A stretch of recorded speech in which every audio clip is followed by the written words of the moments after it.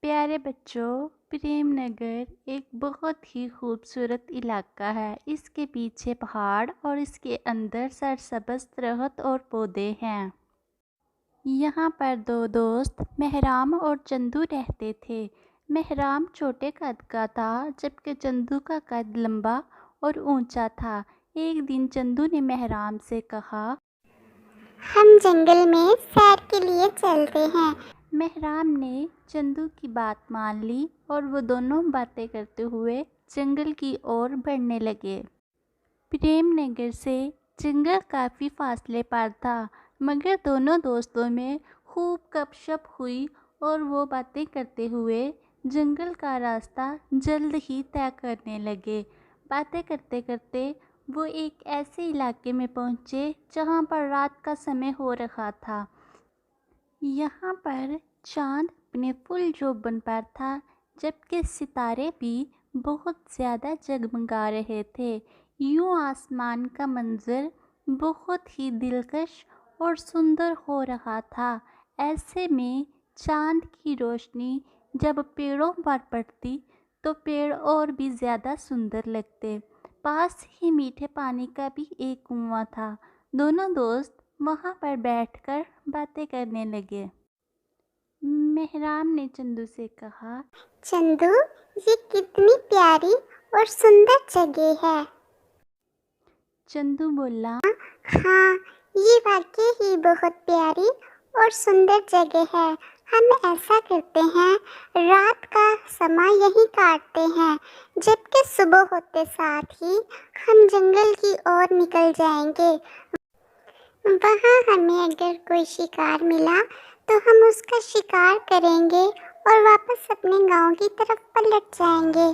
رات گزارنے کے بعد وہ دونوں دوست سرسبز علاقے سے گزرتے ہوئے جنگل میں داخل ہو گئے۔ یہ علاقہ واقعی ہی بہت پیارا تھا۔ جنگل میں جانے کے بعد انہوں نے دیکھا کہ چاروں اور درخت ہی درخت ہیں۔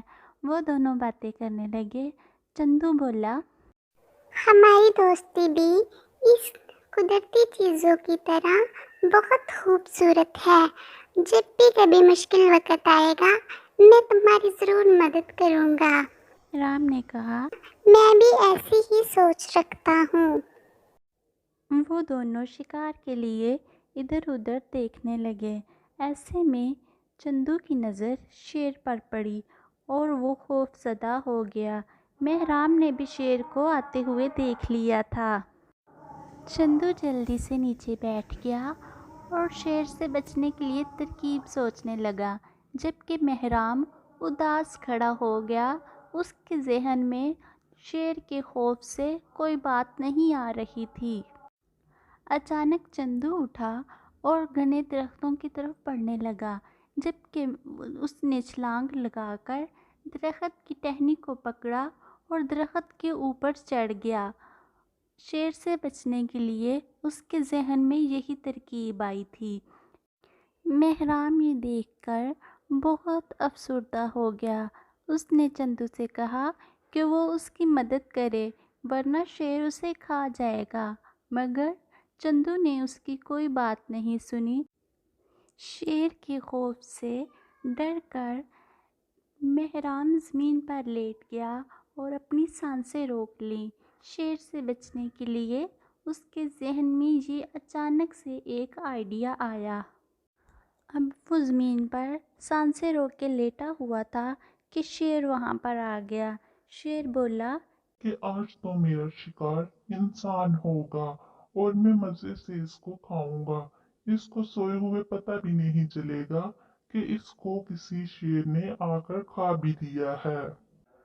جیسے ہی شیر اسے کھانے کے لیے آگے بڑھا تو اس نے اس کو سونگھ کر دیکھا تو اس کو مردہ پایا۔ مردہ سمجھ کر شیر اسے چھوڑ کر چلا گیا۔ جیسے ہی شیر گیا تو چندو بھی درخت سے نیچے اتر آیا اور آتے ہی ہنسی سے بولا، مہرام، شیر تمہارے کان میں کیا کہہ رہا تھا؟ مہرام کو چندو کی بات سن کر بہت غصہ آیا۔ اور وہ بولا، شیر نے مجھے ایک نصیحت کی ہے کہ جو دوست مشکل وقت میں کام نہ آئے وہ سچا دوست نہیں ہو سکتا۔ یہ کہہ کر مہرام نے اپنا رستہ لیا، جبکہ چندو وہاں حیران پریشان کھڑا رہا۔ تو پیارے بچوں، دیکھا آپ نے، انسان کی پہچان مشکل وقت میں ہوتی ہے، اور جو مشکل وقت میں کام نہ آئے وہ کبھی بھی سچا دوست نہیں ہو سکتا۔